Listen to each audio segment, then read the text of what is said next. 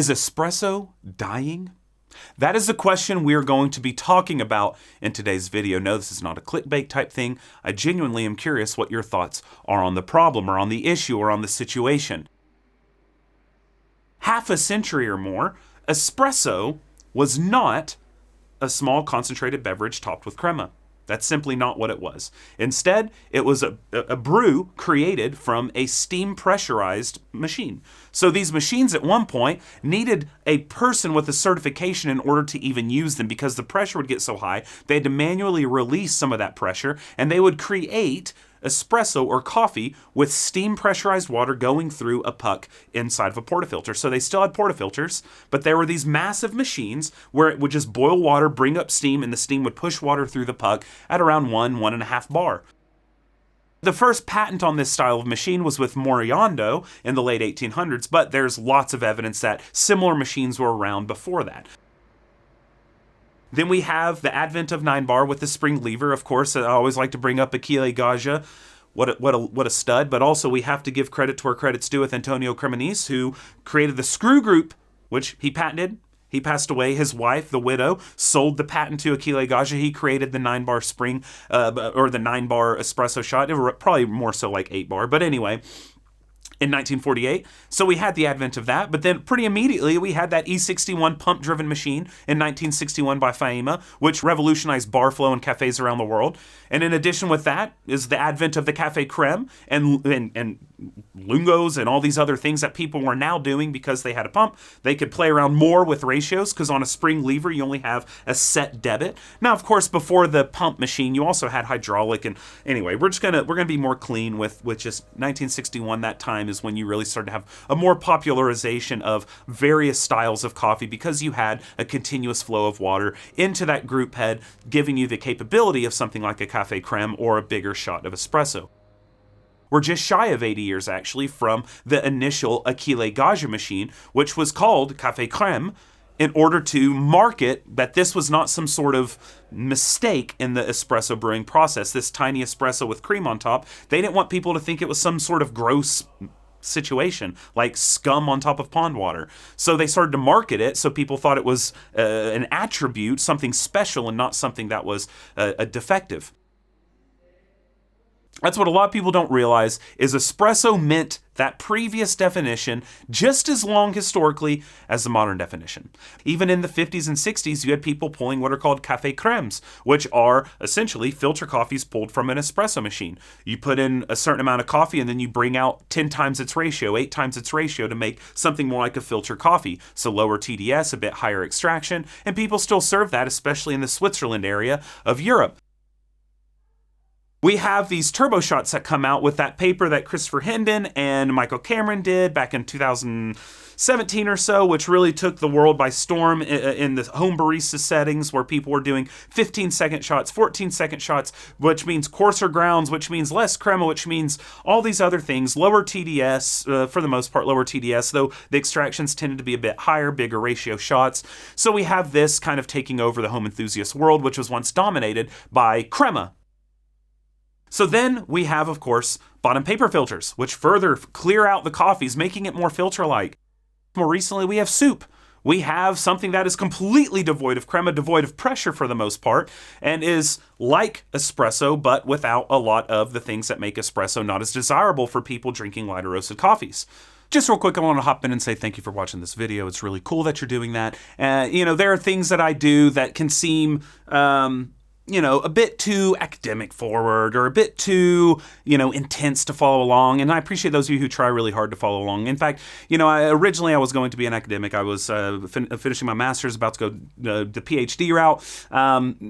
So there's that desire sometimes to kind of be a bit over the top. And so sometimes I need an outlet. And one of those outlets actually is Standart, which is a sponsor of today's video. So Standart is a necessary, I think, component to add to your coffee routine. So for instance, they normally come out with journals like so. And in these, I have written multiple articles. So I've been featuring a lot of these where I will write about home and baristas and the advent of certain things. I've written about water chemistry and a load of other things that I've been able to publish throughout the years. But what I want to talk about is a new book, a compilation book curated by David Miro that features over 185 photographs about coffee in the last century. And it features people like David Lynch, who's one of my favorite directors, Jim Jarmusch, again, one of my favorite directors. If you've not seen Coffee and Cigarettes, you've got to go watch that. What an incredible compilation of vignettes over a period of like 15 years he shot. It's fantastic.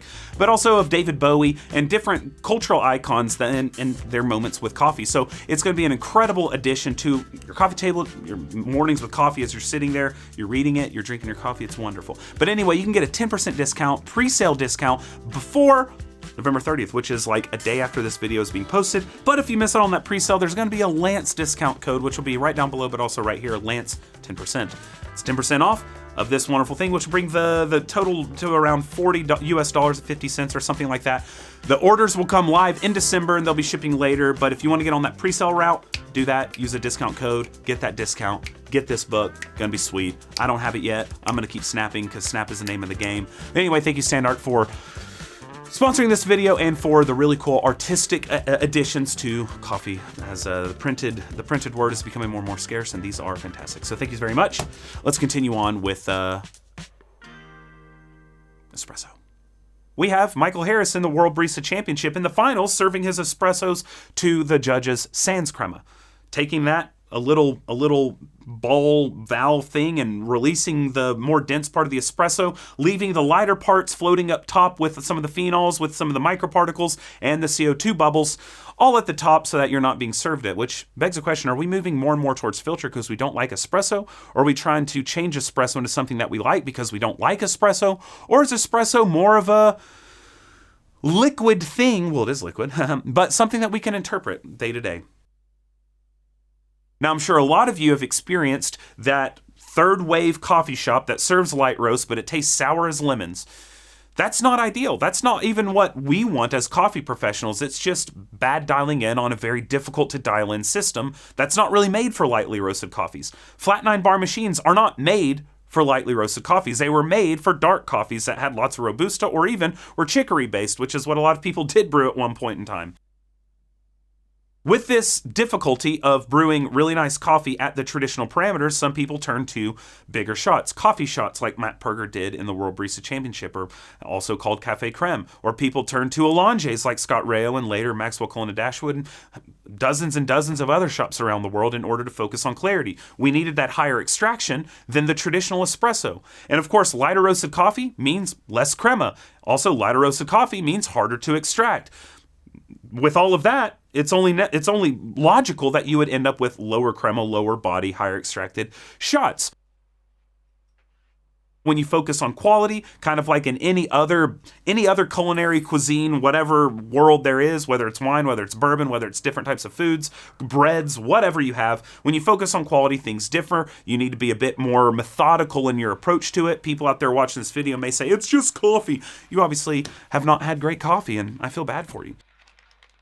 In the world of espresso, we have purists. We have people who think that the 1948 style of espresso is the only way to make espresso. And to those of you, I say, walk outside, touch some grass. It's okay. You don't have to stand on your soapbox all day. I'm sure that your legs are getting a little tired, though your calves are probably in spectacular shape. You can take a chill pill. Espresso does not need to be in a tiny little box where only one way is the right way. Crema is not an identifier of espresso. That was an initial marketing ploy in order to make people more comfortable with this new style of coffee where it necessarily had crema because it was experiencing pressure, finely ground particles, and dark roasted low quality coffee. All right? Because you want a dark roast when it's low quality. If you have phenolic defect in your coffee, you don't want to taste Band-Aids. So you roast the char out of it. Guess what? Bada bing, bada boom. No more Band-Aid taste. Just roasty, which people like, and that's fine. So you take defective coffee, you roast the snot out of it, and bada bing, bada boom, no more snots in it. You don't taste mucus.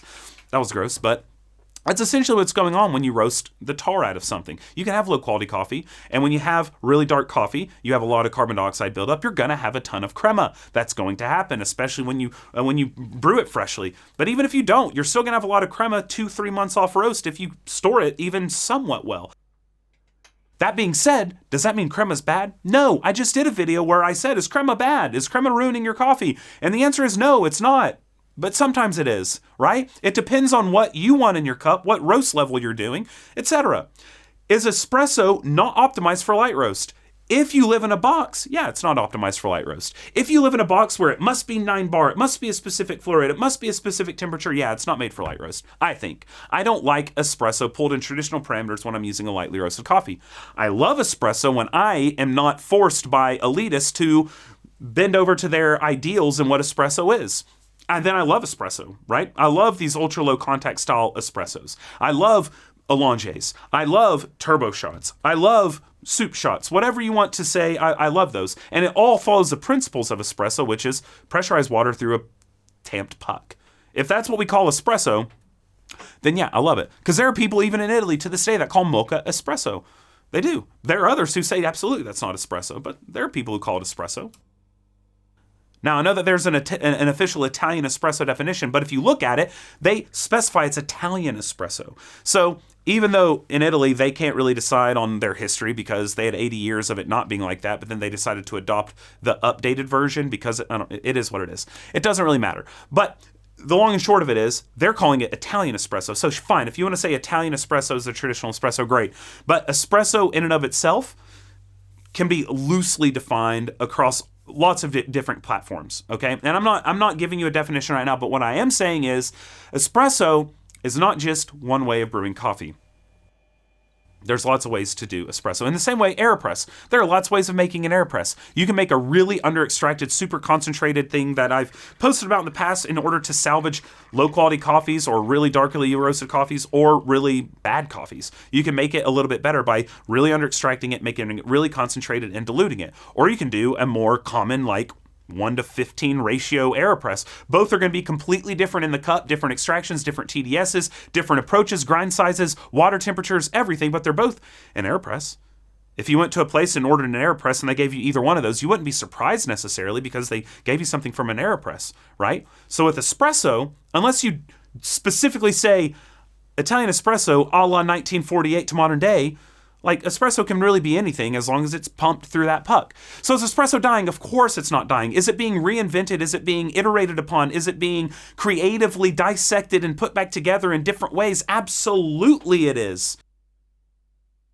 I have had so many comments and questions still about the movement towards filter coffee and espresso. And if like there's like, why don't people just make filter coffee? Filter coffee is not giving us what soup is giving us. Filter coffee does not give us what those ULC and LC style espresso shots give us. Or even AeroPress doesn't give us what we're able to achieve from these different types of pressures going through a tightly packed puck. The common denominator is pressurized water going through a puck. That's what it was for 80 years. Leading up to the advent of the spring lever machine. That's what it's been since the spring lever.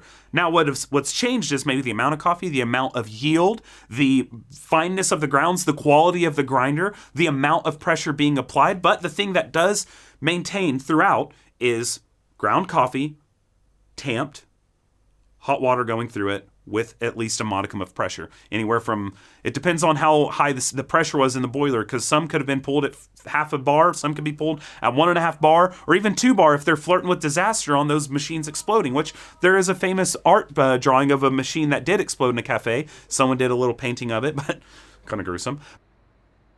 At one point, you could just say, oh, it's easy. We just have to get 1 to 2 in 30 seconds and we're good. And that just means you need to learn, all right, finer is slower, coarser is faster. Now we have an easy way. But the sad reality is most coffees don't really taste that good whenever you're doing that, unless they're all really darkly roasted. Most need a little bit of changing around. So already we are introducing a bit more difficulty. So unless you are okay with a very specific style of coffee, which people were in the 50s, 60s, and 70s, especially because grinder technology was terrible. So they did not have a lot of capabilities on taking away some of the heat defects that were going on during grinding. They were not getting consistent particle distributions from their grinder. They didn't have any type of choices. They were kind of stuck with what they had. So they didn't really have anything there. Thermal stability or just temperature in general was impossible to maintain. There were no PID controllers implemented until the early 2000s. So you could have coffees that were brewed at 103 degrees Celsius or 85 degrees Celsius. It could be massive differences, disparities between them.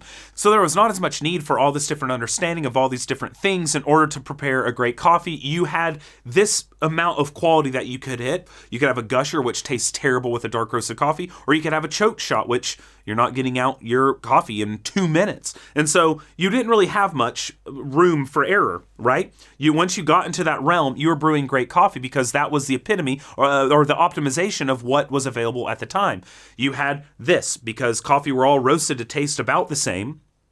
There were little fluctuations in quality, but for the most part, you dark roast it, you're getting kind of bitter coffee. Yes, there's some levels of quality there, but when you have all that process, you have all that lignin breakdown, you're not really getting much variety whenever you're doing these Robustas, Arabicas, whatever.